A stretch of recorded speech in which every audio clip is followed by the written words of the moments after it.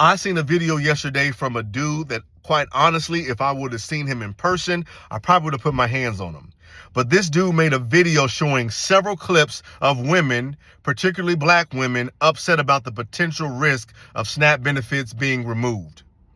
So I seen a whole bunch of black women that were angry. I seen a whole bunch of black women that were crying, that were upset. They made threats of going to the store, walking out with their grocery carts. They were upset that they had several children and they didn't know how they were going to feed them if they didn't have these benefits. And all while these women were telling their story and expressing their self, this dude was laughing, he was being critical, and he was making jokes.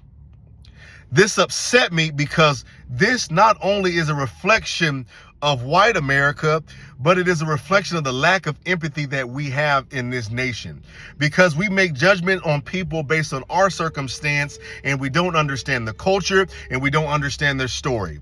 You don't know what those women have had to endure to get where they're at. This is, for some of them, life and death. Now you could say, well, they're just using the system. In all reality, some could. But ultimately, that is a trauma response because it's survival. And while we're talking about women laying on their back, because that's what he said, you keep laying on your back having children. Some women are in domestic violence situations where, guess what? Laying on their back is the only thing that's keeping them alive, the only thing that's keeping their children alive. That's not a choice necessarily that they have, but they keep having babies for their abusers so that they can keep themselves safe. We didn't think of that. Some of these young ladies, that's all they've seen their mothers do. That's all they've seen their aunts do is use the system for survival purposes. And then the dude had the nerves to say, well, look at that weave in their hair. Look at those lashes. They could take that money that they spend on their hair and on their face and on their makeup to buy food for their children. True enough. But check this. Should they have to lower their self-value just to provide for their family?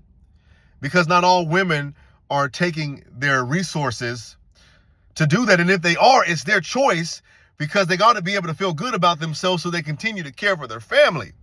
But yet America has devalued our black women. America has devalued our survivors because we feel that as if they should be able to pull themselves up, if they should be able to go out and get a job and take care of their family, when some of these women, some of these mothers don't have no support. So we got to check ourselves. We got to get right about this. We got to stop judging people without understanding.